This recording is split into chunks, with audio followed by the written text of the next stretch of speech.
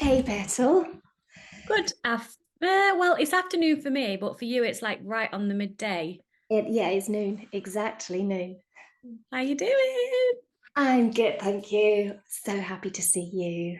Hey, me too. And obviously the listeners, the watchers can hear us having this little pre-chat. And I wanted to do that because we've had a lot of feedback that people love us together because we love us together. Let's Oh, face so much. it, so much. And we just want them to feel the love between us. And we chat very often, but we don't actually see each other on video very often. No, this is true because we're normally walking. Yeah, walking and talking. Yeah, So, shall we dive in? absolutely. Would you like to go first? Um, no, thank you. You can. Okay, I'll go first. I've got literally looking on my Instagram from the story I asked, and I've got quite a few responses. So, the first one, we have chatted about it before, but I think we'll briefly visit it because it is a question by Krista. And she says, what are our thoughts on weight loss medications? Ah, Yes. So, obviously, that's Zempic, other type. Well, I'm not. I assume it's Zempic because that's the big one in the market right now. There are other weight loss medications out there. My thoughts on them, and I just want to make it clear that I literally am not judging anybody who is taking these because honestly, if I put myself back 7 years ago, I probably would be taking them too.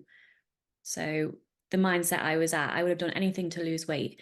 But knowing what I know now and knowing the root cause of eating disorders and the root cause of being unhappy in our bodies, it's not just losing weight is going to fix everything. It might feel like it will, and you might feel better to begin with, but it really doesn't. So I'll share mine and then obviously share yours.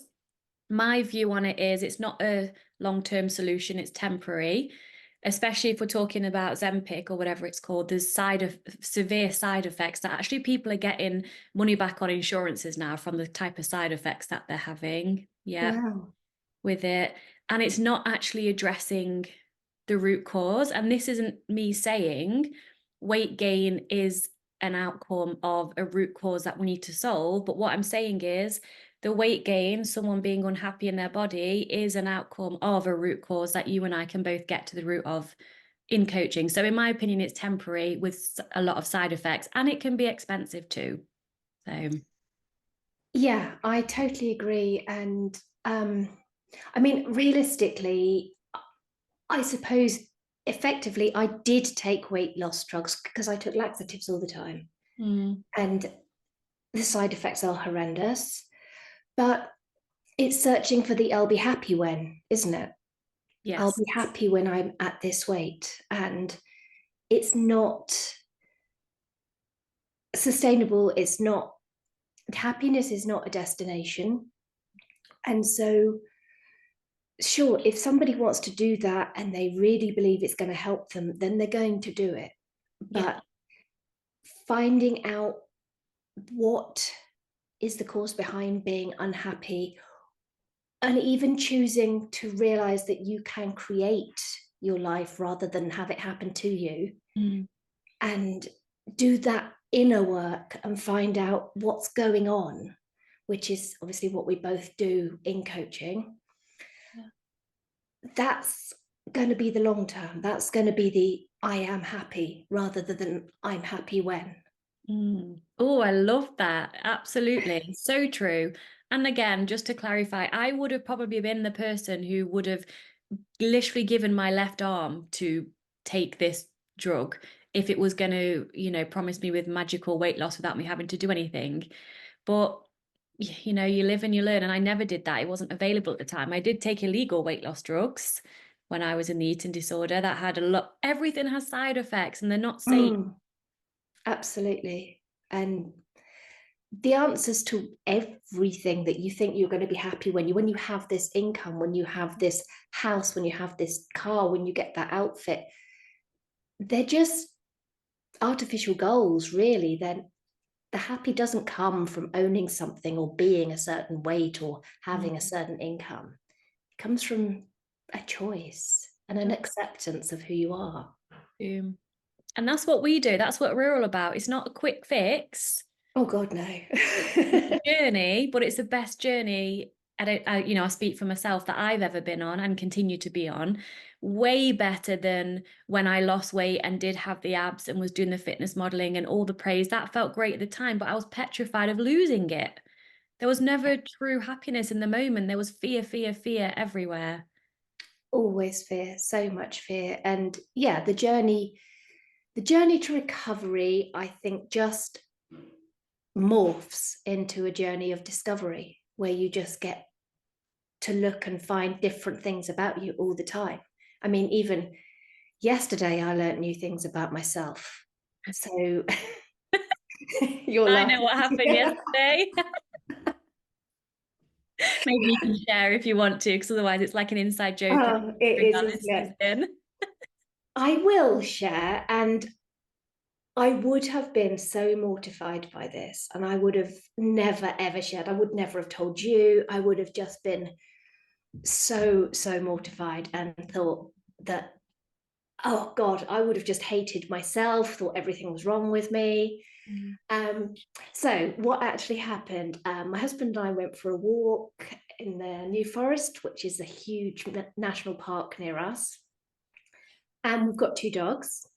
And one of my dogs did a poo, and I bent down with the poo bag to clear up the poo, and my trousers split, like massively split.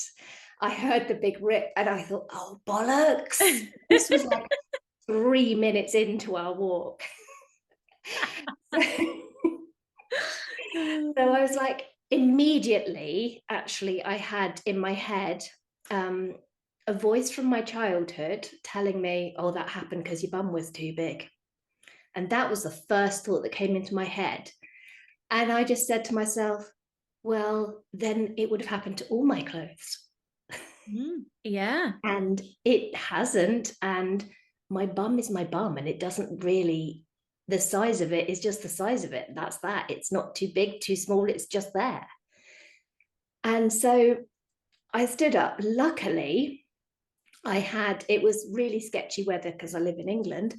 And I had a rain jacket on that came down to just above my knees. So I was like, oh, thank goodness. And we were supposed to be going out for pub lunch and everything. And literally, with every step I took, I felt these trousers rip more and more and more. And it started to get quite drafty as well because Imagine. literally feel one arse cheek hanging out of my trousers for the whole of the rest of the walk. And then we went in this pub for lunch. It was all a whole mess up because we got trapped by a flood. 3 pubs were full. It was just a day of disasters. But each disaster made me laugh more and more and more. Mm. And we ended up in this really, really posh, like gastro pub restaurant, which was really expensive. And we'd only gone out for a casual pub lunch. And so we decided to have a bowl of soup because we were in there and sat down. And Dave went, aren't you going to take your coat off? And I was like, no. By this time, I was worried that the trouser rip, because it had actually gone down to my knee. Oh my And I God. was worried that the trouser rip might be showing. But um, it is what it is. Okay. Nobody, if anybody saw, nobody said anything. And you know what? It doesn't matter. It's just a pair of trousers. It says nothing about me.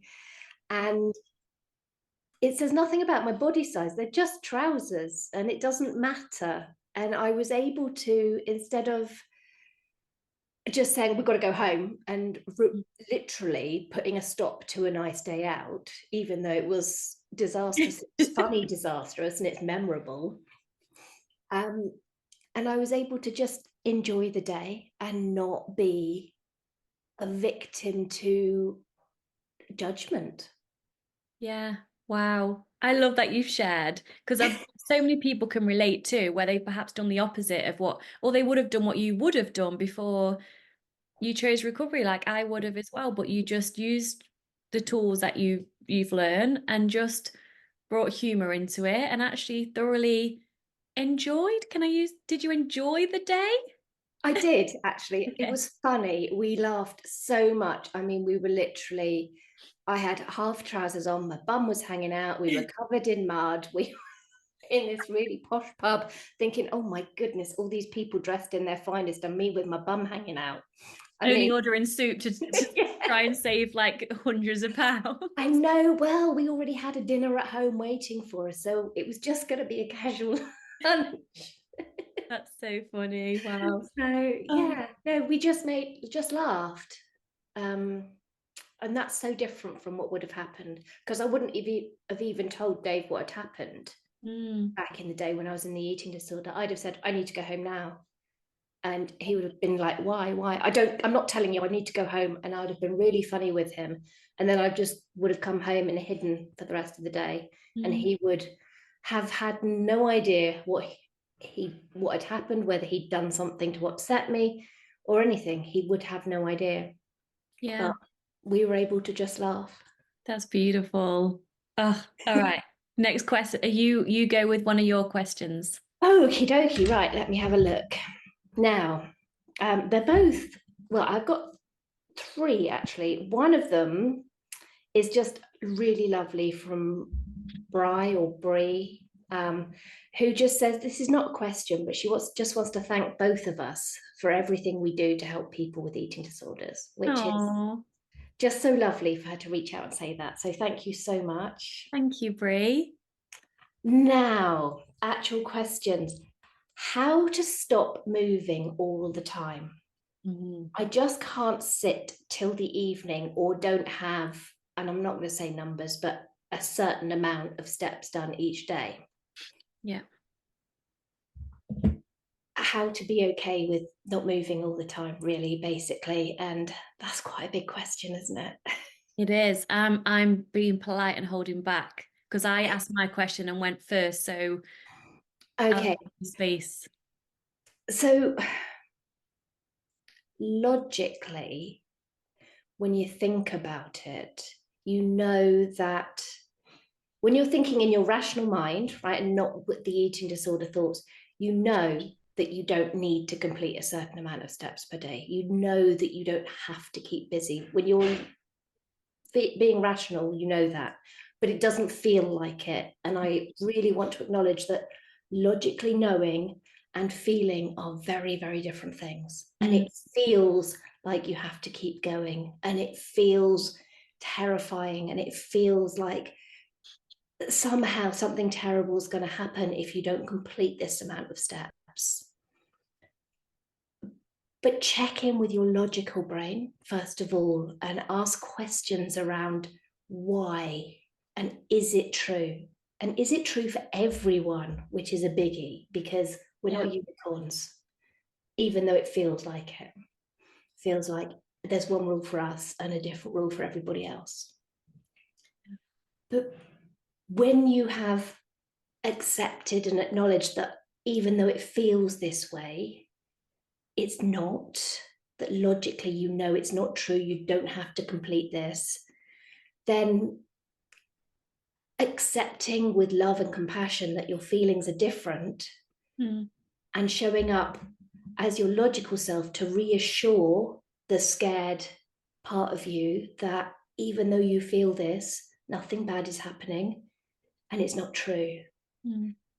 And then there's no magic wand. You just have to sit in the discomfort and give yourself love and compassion while you're there.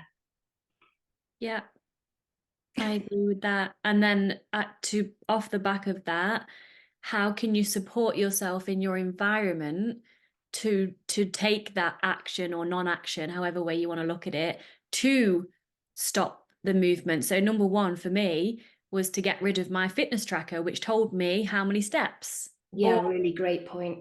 Or the phone, like I know, I think, well, I have an Apple and I know, which I don't, because I don't care. I'm not scared, I just don't care. I don't go in Apple Health and see how many steps I've done today as I've been holding my phone, because it it makes no difference. It doesn't mean anything to me anymore. So how can you protect yourself from actually knowing? Because there's going to be a counter somewhere, so get rid of that. If you live with someone, can you, obviously I know you need to feel safe to share, but can you ask that person for help? Whether it's This is a hard one because we tend to rebel against someone interfering with our recovery, right? Even if we want to recover. But if you can get outside help to support you to not, say, if you meet every day with one of your girlfriends for a walk for like an hour or 2 hours, share Mhm. with them that actually, because you're in recovery and that's what you want, otherwise, why are you even here? We're going to be doing half an hour max walks. And so Yeah. just, Or meet for coffee.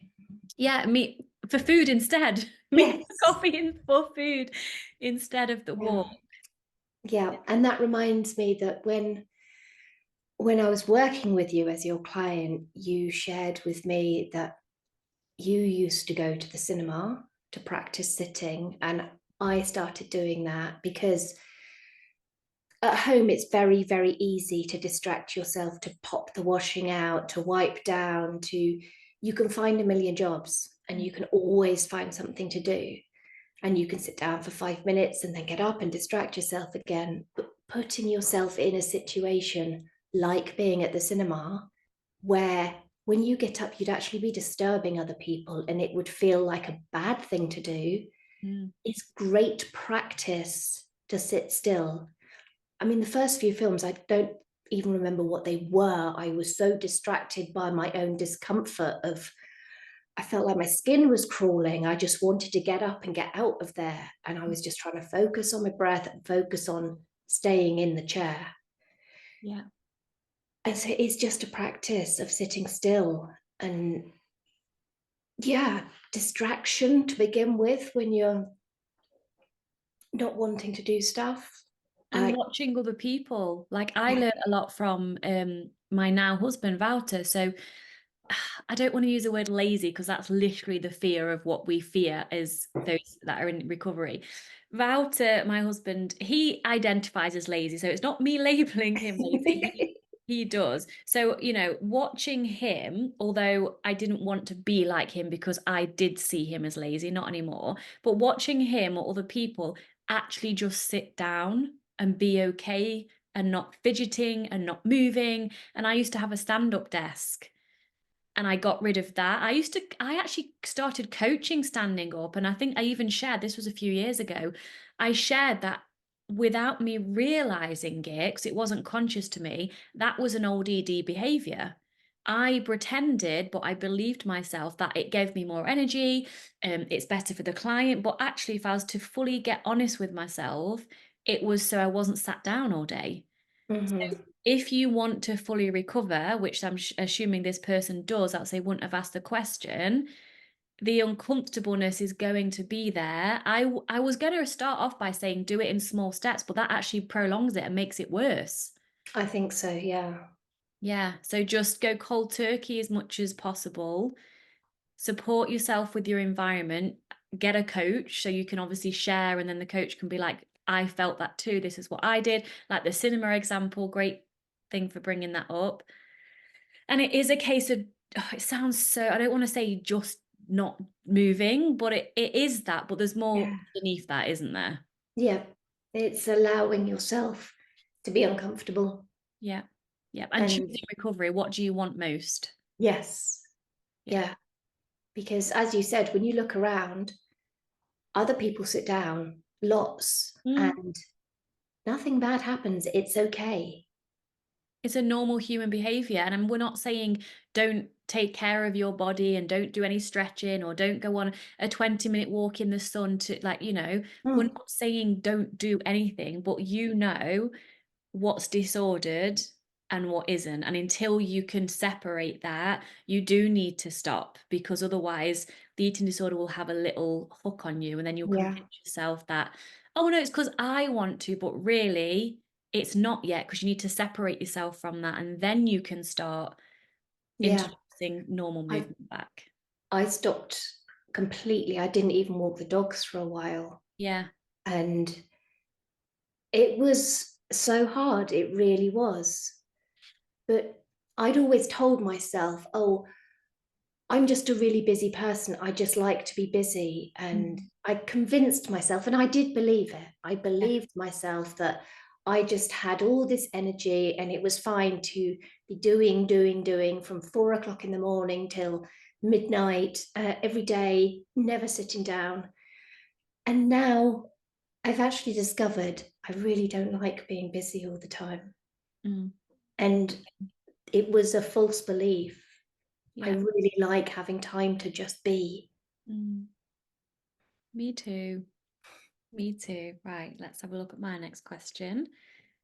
Emma does say on Instagram, yeah, you are both amazing. So I just wanted to share that. Oh, Thank you, Emma. thank you, Emma. And ML, oh, it's ML. We know ML. We do. Exercise and hoarding. So she said it, didn't really ask a question. But exercise and hoarding. Well, we've addressed exercise just. Yes. Hoarding was a big one for me, especially when I was more in the binge eating, which was still a form of restriction because I was restricting all week. And then it's went from all week to all day because I couldn't keep up the weekly restriction. But I would literally buy, you know what word's coming, don't you? Chocolate, Chocolate. all different types, and I would hide them in my wardrobe. And I would go and check on them and look at look at them several times a day if I was at home and just look at this stash that I had that I could not wait to literally sink my teeth into, pun intended, on the Saturday morning, which I used to wake up early so I could allow myself to then quote unquote binge for the weekend, then I'd start again on the Monday.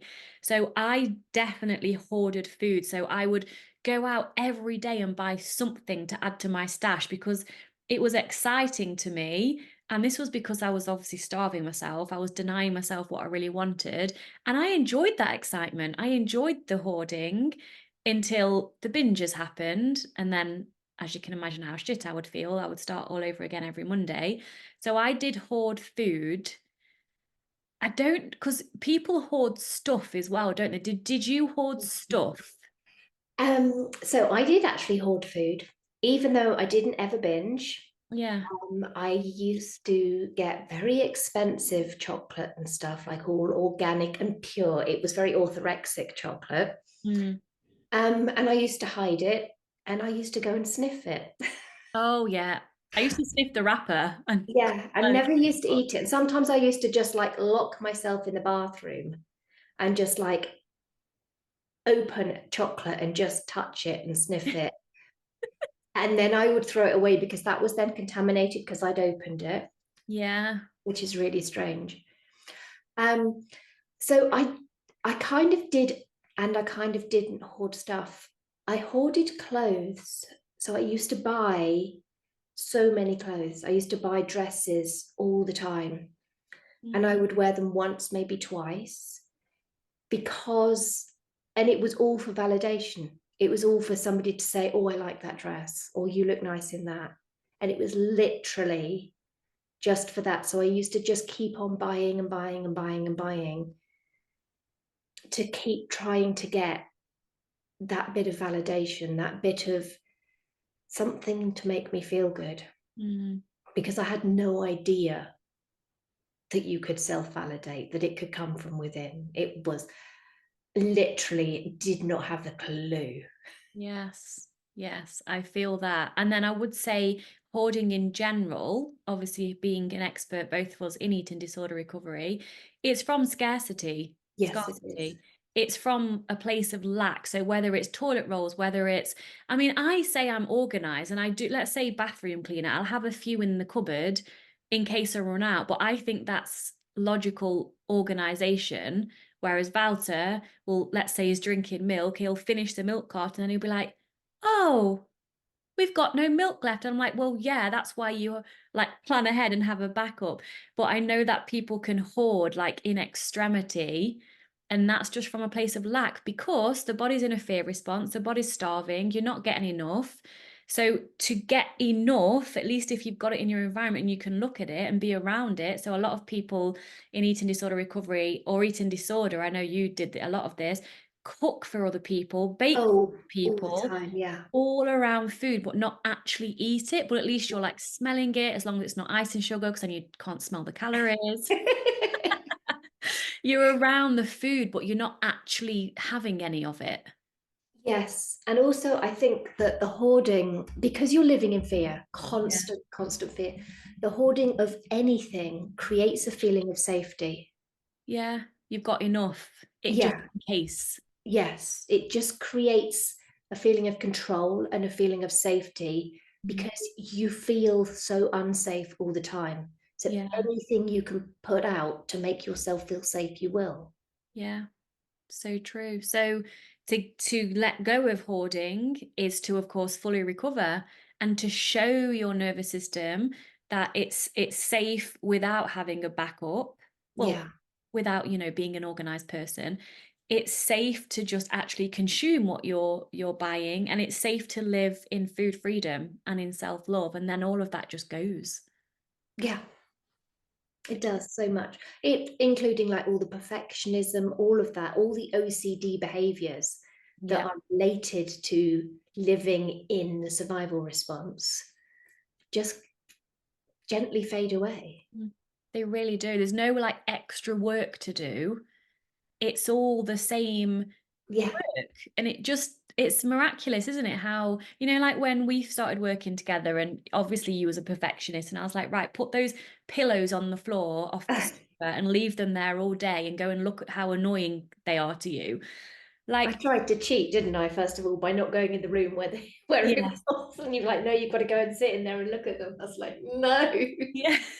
So all the things like now, I mean, yeah, you probably like a nice sofa, but if a pillow is on the floor, it's just doesn't bother you because it's just a pillow on the floor.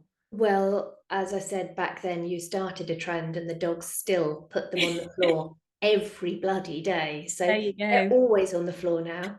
There you go. And it's good job you're fine with that. Yeah, it doesn't bother me. I'm just like, oh, they exploded, jumped off the sofa again. Yeah.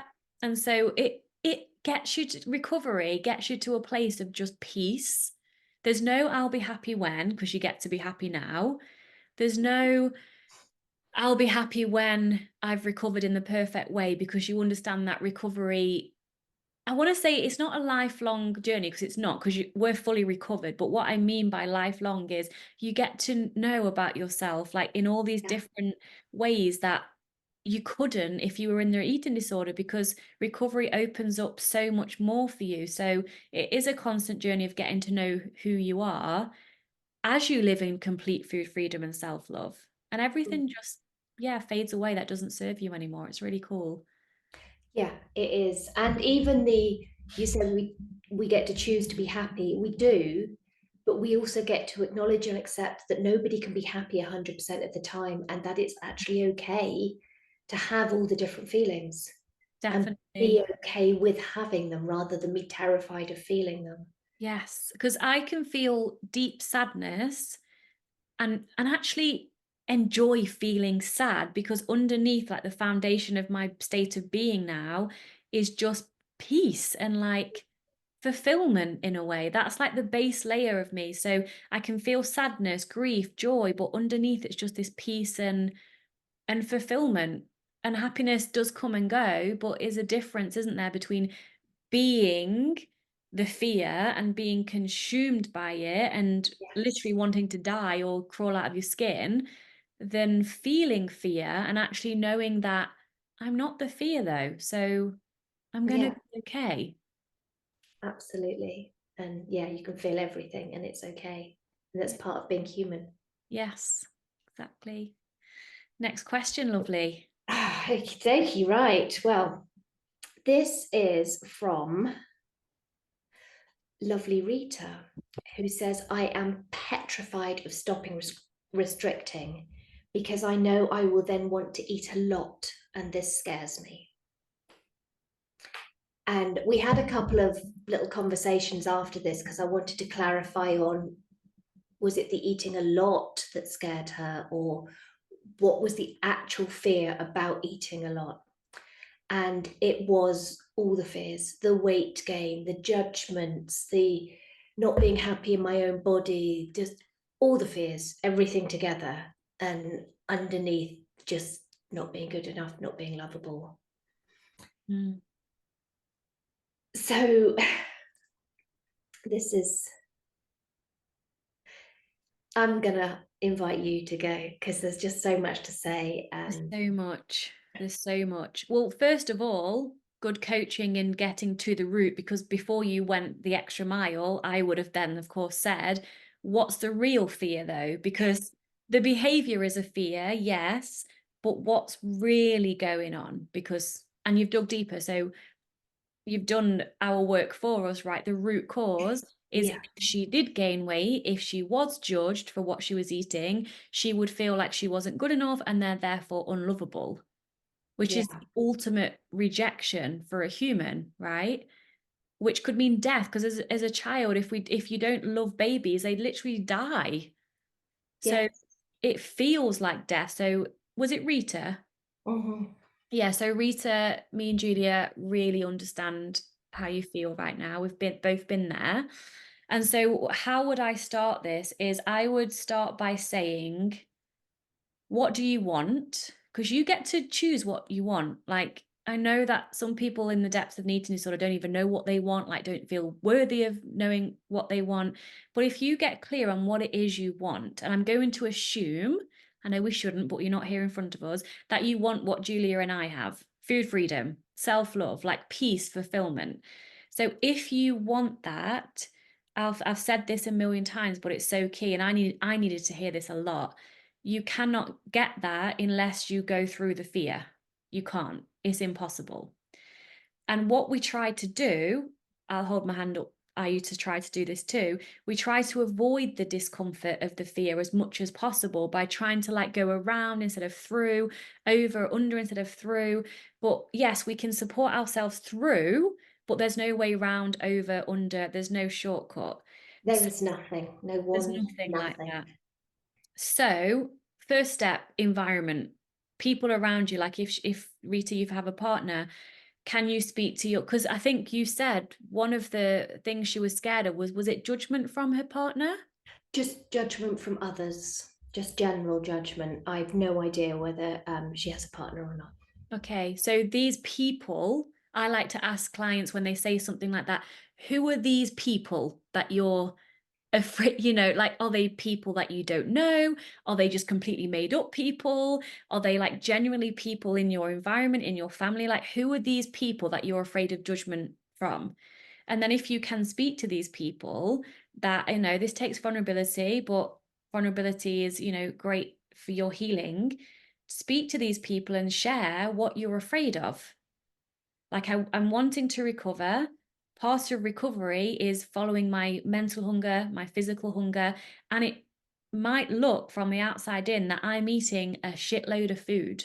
And I'm so scared about that. And I'm also scared of your judgment about that. So they don't have to fix anything. They're not experts in this, but just sharing your fears helps. Is that old quote, isn't there? A problem shared is a problem halved, I haven't isn't heard it? that for ages. Yeah, it's a one-liner for a reason, right? Yes.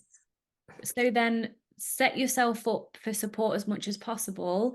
Get a coach if you're able to. If you're not able to get a coach, choose, I would say, because I made the mistake of choosing too many people to begin with, choose one or two people that you trust and only listen to their stuff, because you can get contradicting messages, can't you, That's from, great advice. Yeah, really great yeah, advice. and Again, you follow. very definitely can get contradicting messages. Yeah, and I'm not saying, well, I kind of am saying that our method works, obviously. I'm not saying nobody else's method doesn't work either, but they can be different. So you need to follow your heart, your intuition, choose one to two people max, listen to their stuff and content, and actually follow what they're saying. And obviously reach out for help as and when. And then the ultimate last thing is the only thing left to do is to face the fear and to eat unrestrictedly. And that's why working with someone is really key, isn't it? Because when you do that, shit hits the fan. But you've said this before, but it's worth me asking you to repeat again. When you started recovery, you said it in I don't want to say in a fat phobic way, because I'm then deciding that fat's a negative word. But what did you say that actually supported you eating unrestrictedly? It was a very fat phobic way. Yeah. I was very fat phobic at the Yes. time. I said, I'm going to get fat and I'm going to hate it, but it's better than where I am now. Boom. So it is what it is. It's going to happen, and I'll deal with that as and when. Yeah. But right now, it was do or die at that time. It was just, my options were very limited, I felt. I Mm, hated so much where I was, and I had nothing left to lose, I felt, mm, of my. I suppose I did have a lot to lose, but I didn't feel like I had a lot to lose. I felt like I was at the bottom. yeah. And so, yeah, I just did say, I'm going to get fat, and that's what's going to happen. And it was a kind of reluctant acceptance, I suppose, Yeah. which did really help me. That's exactly it. Because right from the get-go, you weren't denying, you weren't trying to avoid, because Mm, what, and I say we, because I did the same. We start recovery, but we don't want to gain weight, but we want to recover. yes. And depending on where the person is, because I help women with binge eating too, and not unless sometimes they lose weight because depending on if they're weight restored, if they're over their set point, if they're under their set point, it doesn't mean everyone will gain weight. If you're in the depth of restriction and you're not binging, you will gain weight because you need to. If you're restricting, binging, purging, you may gain weight, you may stay the same weight, you may lose weight. But the point is to overcome that fear of weight gain is everything. And when you overcome that, which the only way you overcome that is by going through that fear, again, everything become, you can then eat unrestrictedly because you're no longer afraid of weight gain if it happens or if it doesn't happen. And so it is that domino belief, if you like, of learning how, with the right support, to get over that fear of weight gain. And it's more than just the way your body looks. You've already identified that core belief with Rita, and that's the feeling on fear of being unlovable. Yeah, it's sort of, it feels like it's coming from all angles, doesn't it? The control, the being out of control of yourself, other people viewing you as out of control because you're having so much. So again, it's the judgment, and it is the feeling of, if I gain weight, other people are not going to accept me because I'm not going to accept myself. Yeah. But you're not, even if you say you love your body now, you're still not accepting yourself, because if you're restricting and you're trying to manipulate your body, you're not accepting yourself. Nope. Because you're restricting, you're Yeah. denying your authentic self, and that's not Yes. acceptance. So even if you're saying, I actually love this body, I've got the six pack abs or whatever, if you're pleased with your body, I wasn't, you quite liked your body in the eating disorder, didn't you? I did. Not But the anorexia, but the bulimia, definitely. you're not accepting yourself, and you're not Nope.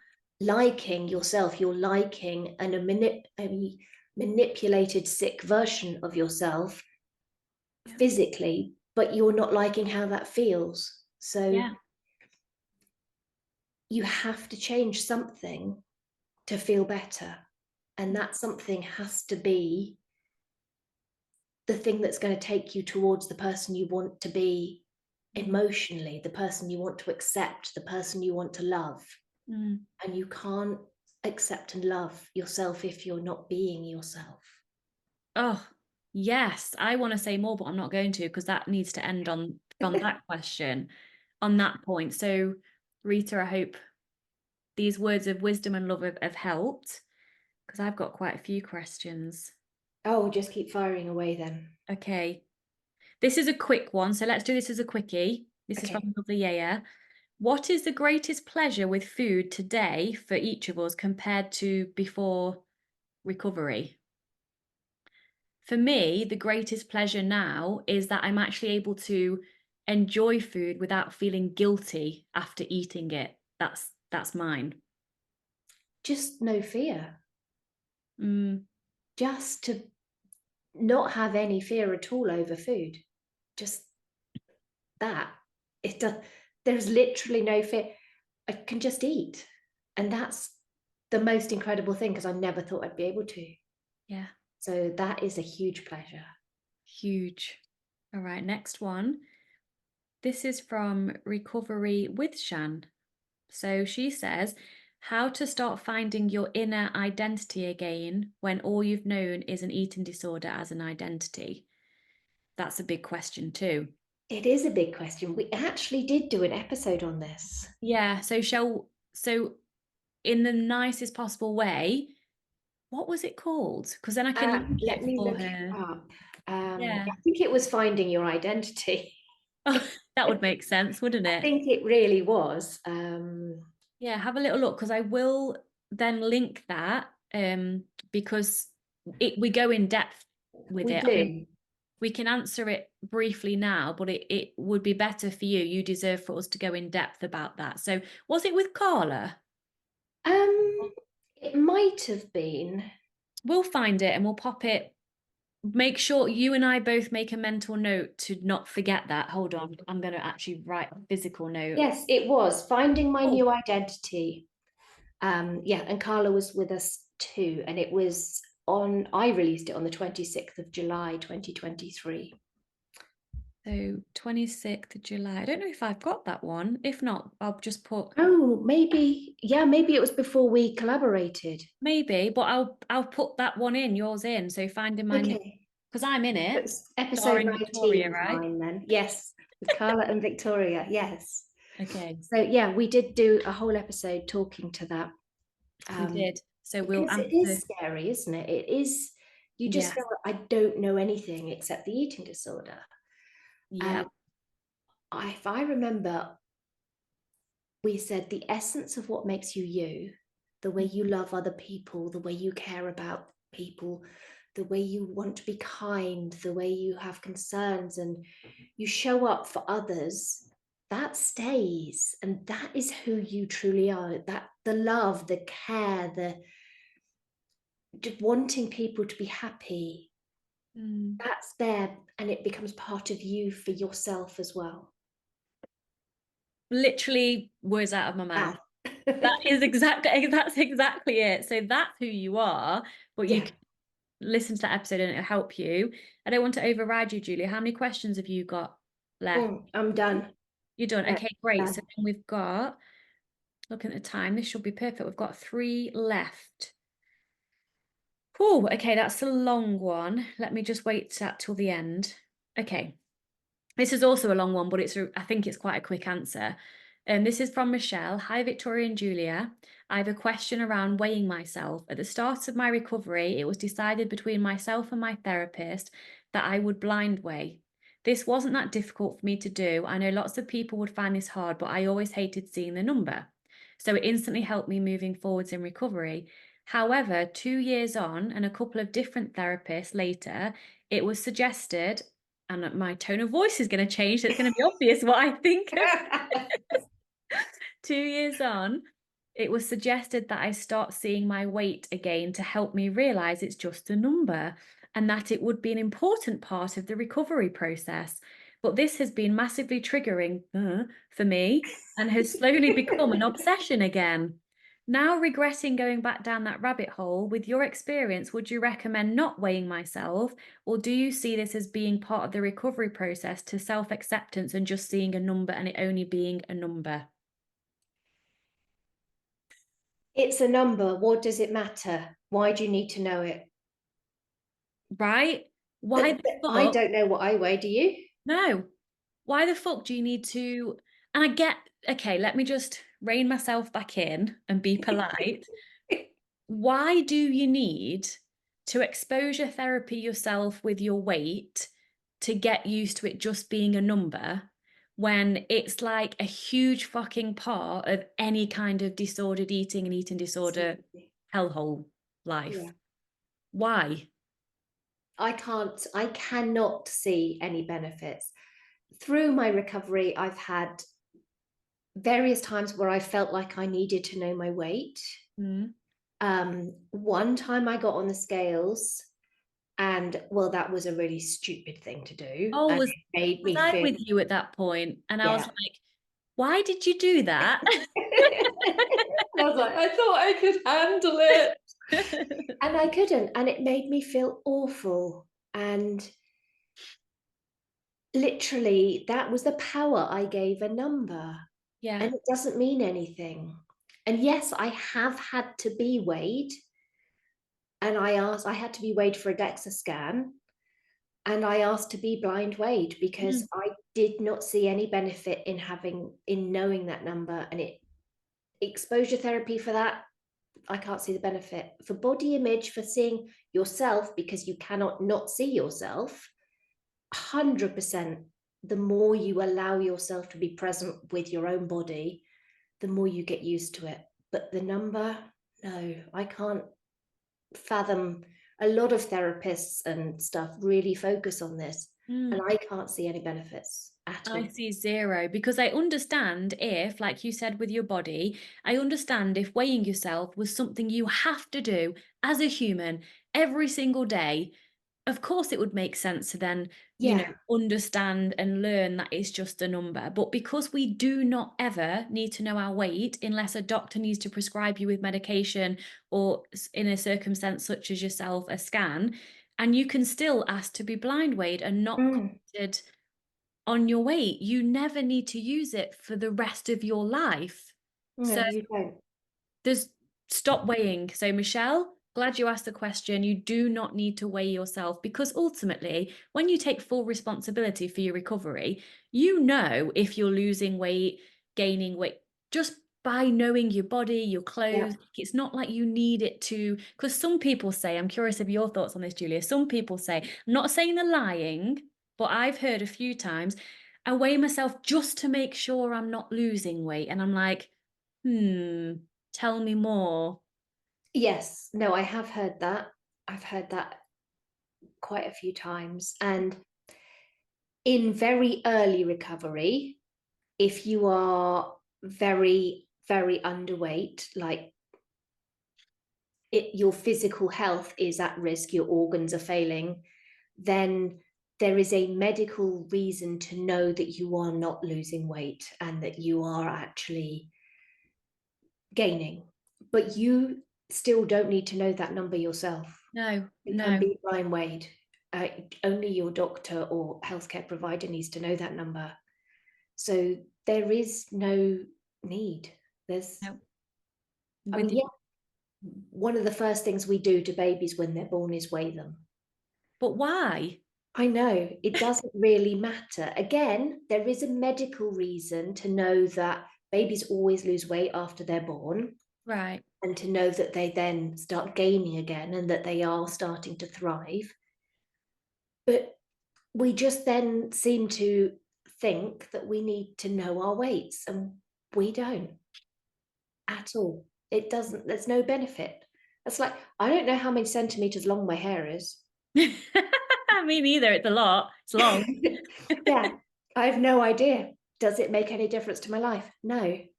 No, so true. There you go, Michelle. Right. Thank you for the question, though. Let's see. I'm going to leave the long one till last. I think we might have time. Let's see. We've got about 15 minutes to answer two. So this is by RG. Little Chicken Handmade. That's a cute name. She says, okay, I was listening to your podcast on how to not feel guilty after eating things that are not on your meal plan. And I hear you saying, eat anything you like and your body will know what's best for it. But I'm not sure that's entirely manageable for everyone. If I lived on chocolate, I wouldn't be in good physical or mental health. Thanks for any feedback or referring me to podcasts of yours. I'm chomping at the bit. Can I answer this one first? Yeah, I know. I can see that you're chomping at the bit. Because I literally 100% believed that when I started recovery, because mine was different to Julia, I didn't start true recovery in the depth of anorexia. I started it in the bulimia and the binge purge cycle. So I honestly thought that I would eat so much chocolate for the rest of my life forever because that's all I wanted to eat. And it was so scary for my coach to say, just eat what you want. And I'm like, makes no sense. That's the most ridiculous thing I've ever heard in my entire life. But when you trust your coach or trust the person, the podcast, like me, for example, that you're following, and you trust that process, when you fully surrender and follow your mental and physical hunger, as you're tuning into your body, so if this person isn't in full-blown anorexia recovery when they don't have signals yet, this isn't going to be beneficial for the person who's there. But for someone who's perhaps in the binge purge cycle, practice listening to your body, eat chocolate in as much as quantities as you want. Add in meals. This is something I didn't do that now I recommend everyone do because it's beneficial, because you want to nourish your physical body. I assume you want to like feel good, have good digestion. Add in at least 3 nourishing meals a day that you actually enjoy and want to eat, and eat as much chocolate as you want in and around those meals.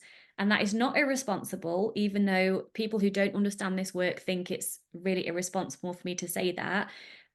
Trust me when I say I tried every, and there's a swear word because I tried every fucking thing in the world to not eat chocolate in the way I was eating it. So I would get it out of the house. I would only eat it at the weekends. Like I would go on a different diet because apparently if I want chocolate, I'm craving magnesium and something else instead. Like I tried everything. The only thing that got me to where I am now, which is eating chocolate like a quote unquote normal person, whatever that means, is to allow myself to have it in as much quantity as I wanted it and to nourish myself at the same time.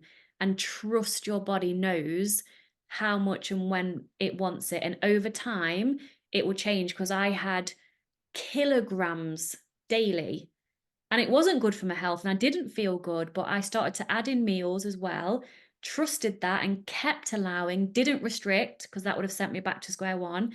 And over time, I had like a normal amount of chocolate. So I hope my passion for this, I was stuck in this like how many years? 20 years as an eating disorder, and about 15 of that was in this obsessive chocolate binge purge cycle. So trust me, that cute little Instagram name person, what I'm saying here, it's the only way. So I know I've said a lot, Julie, but have you got anything to add from your experience with clients with this? Well, yes, also my own experience of once I Mm. did get hunger signals back in, I wanted to eat biscuits Yeah. and I craved biscuits and I would eat them by the packet, quite often several packets a day, which for me, coming from the real restriction, felt so much. And it felt like it was too much. It felt like I was never going to stop. And I had a lot of shame around it. Um, but I allowed it because I had a really great coach. And um, I did also have meals as well as the biscuits, and it just faded away. Mm. And sometimes I eat biscuits, and sometimes I don't. And I can go weeks and weeks and weeks and weeks and weeks without even thinking about biscuits now. Yeah. Um, but if I want some, I'll have some. Would, And there would is you no. say would you say you have a naturally bringing some nutrition into it? Because I think this person's question is based a little bit on health and nutrition and wellness. Would you say, outside looking in, that now your typical diet without purposely dieting, but your lifestyle of food choices from a place of freedom is a nourishing, balanced way to live and way to eat? 100%. Yeah, totally. If I have a day of, let's say, beige food, which is easily done, Yeah. I will actually start to think, oh, fancy something like, oh, a nice crunchy raw carrot or a nice crisp apple. And I start thinking and really fancying and wanting fresh, unprocessed food. Mm, If I've had, and I'm not saying there's anything wrong with processed food, it's yeah. only if I've had a lot of one thing Yeah. and not the balance, then I start wanting the other. Yeah. And so my body literally naturally tells me what I want, and I just have actually a very, very balanced diet now. Yeah, same. And a prime example of this, yesterday, we went to the zoo as a family. A great day out, and we had like a lot of people bought cakes. It was someone's birthday, so we had like cake twice. And we went to the cafeteria. I think it was, I had fries with pulled chicken and like spicy mayo, that type of food, which was delicious. Then on our way back home, I couldn't be bothered to cook when I got home. So we was going to order a takeaway, and we did. My husband Wouter wanted like like a doner kebab thing in like a Yeah, wrap. I didn't feel like that. And I was like, I want, when you came over and we had that panda bowl with like rice, that yeah, takeaway, I had that. So I didn't want the kebab, not because of any judgment. I just didn't, my body was like, no, it's not feeling great to have that. So I still ordered, but it was rice, cucumber, sweet corn, red cabbage, crispy chicken, seaweed, and like this spicy wasabi mayo over it. And that was just hitting the spot. It was perfect because I wanted like the veggie type, yeah, fresher stuff. So when you get out of your own way, after you've allowed this, yes, you if have to you allow. you have to allow, if you have natural balanced eating as a goal for recovery, that's still mentally restricting because you've got a goal in mind for the behavior of unrestricted eating. But if you just fully surrender to that and trust the process, you will naturally arrive at a time scale that's right for you, depending on how much you've restricted, might depend on how much you're in the middle messy where you're only wanting to eat chocolate and you feel shit. You have to go through to the other side. It's the only way. Always just sit in the suck and then Always come out the other sit, side. yeah, sit in the suck, face the fear. Beyond fear lies freedom. And let's see, I know we're like almost on time, but let's see if we can speak to this very last question. Quite long question. She says, same person. I'm a parent of a 14-year-old with anorexia. She's currently doing well, that's great, and has regained her weight and is eating well. My question relates to when does nutrition and health come back into the picture? I get that when she's starving, that any food is good food, but there's no bad food. But I also feel that some foods make us feel energetic, better physically, mentally. My mental health definitely links with my gut health. Currently, it feels like she's favouring processed foods and snacks and packets of ice cream, etc., all of which is great for rebuilding her weight. But as a parent, I'm now scared to say no to anything. I've read a lot of research about food and the many additives and chemicals, etc., in foods does concern me, not from a weight point of view, but from a long-term health point of view. She also has type 1 diabetes. So while currently it's sure, eat whatever you like, it definitely will over time have an impact on her health.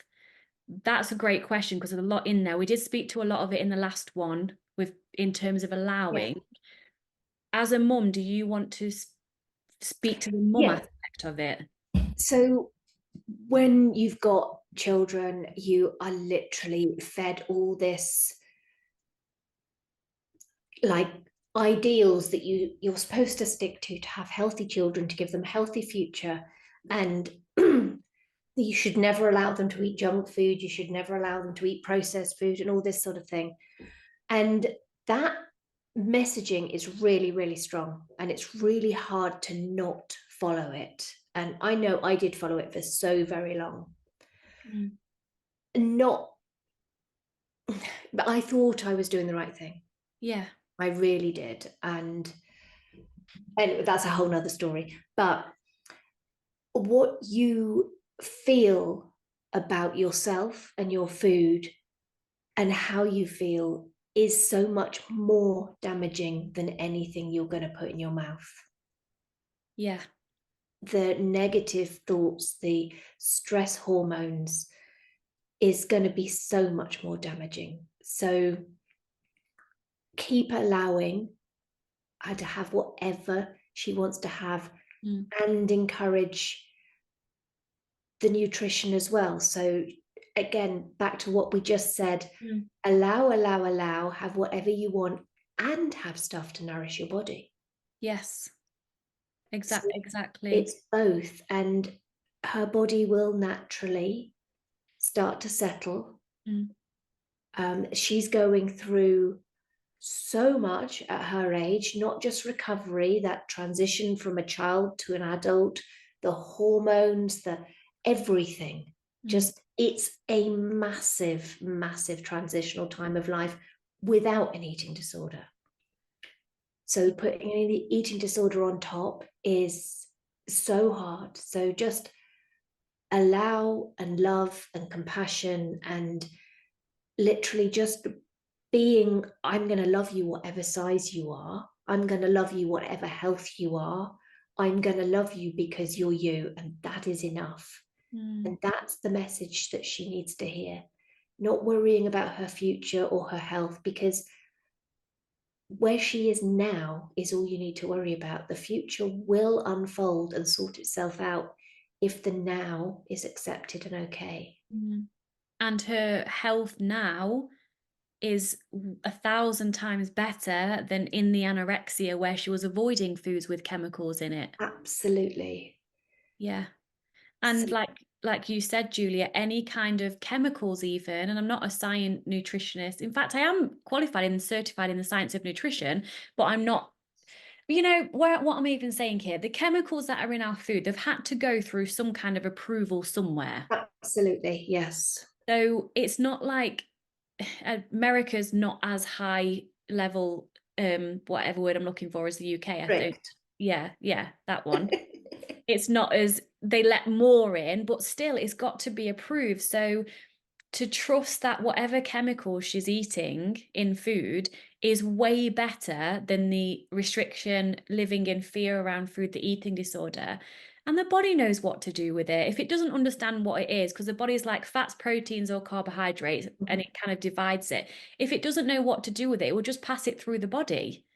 Absolutely. And when it comes to health, it covers so many different aspects, but to me, and this is my personal opinion, but the most important health to focus on is your mental health. Yeah, Because yeah, if you don't have good mental health, no other health matters. You can have the most physically perfect, fit body. And if you hate who you are and you have appalling mental health, you've got nothing. yeah, true. And if you're in fear of food, Yeah. you've got nothing. Like my husband, believe it or not, looks at every fucking label. I don't, he does. And he checks for E numbers. So I'm like, oh, for God's sake. Like, and he says, don't you want to know what this E number's doing? And I said, no, because he said, you're living in denial. And I'm like, well, here's the thing. I would rather enjoy the food that is available in our 21st century living on planet Earth than worry and stress and fret and look at labels to try and avoid that. Because at the end of the day, I've had 20 years of eating disorders. I know what Yeah. it feels like to be in fear around food. So I trust the authorities that are approving food. I Mm-hmm. listen to my body. And whether or not, yes, I do believe that I think, Pringles is one of them. Once you pop, you can't stop. There's stuff in them that encourages you to eat more. Your body still knows best. And even if you did eat more because of the chemicals in them that cause you to eat more, what are you going to do? What's the alternative? Restrict or try to restrict, which creates fear and scarcity around food, which will then take you back into the Yeah. eating disorder, or go and live on a desert island where there's none. Like, we live in the world we live in. So let's live our life and thrive with great mental health, listening to our body. Our body wants us to feel good. It will guide us. Yeah. To trust. And children quite often can be very picky eaters. I've heard many stories and know parents whose children literally had like 4 or 5 different things that they would eat that was all classed in the like ultra processed food for years and years. And those children are all very healthy, functioning adults now. Yeah.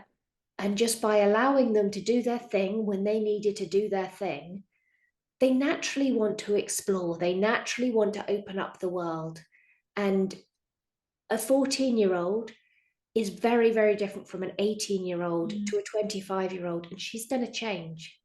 And Yes. she will choose how she wants to live her life as she changes. Yeah. The most important is she's far away from that anorexia. That is the Yeah, most absolutely. important thing. So thank you so much for your questions, everybody. Love Me and it. Julie are going to have a chat after this. So we're going to say goodbye on here, but we're going to have our little chit chat. Well, we're going to continue to do these, aren't we? Definitely. I love doing them. Yeah, so send questions anytime. Of course, near the time, we'll always put a box up so you can send us your questions. But in the meantime, send us them and we'll start banking them. And we'll see you next time. And we love you loads. Love you all. Bye. Bye.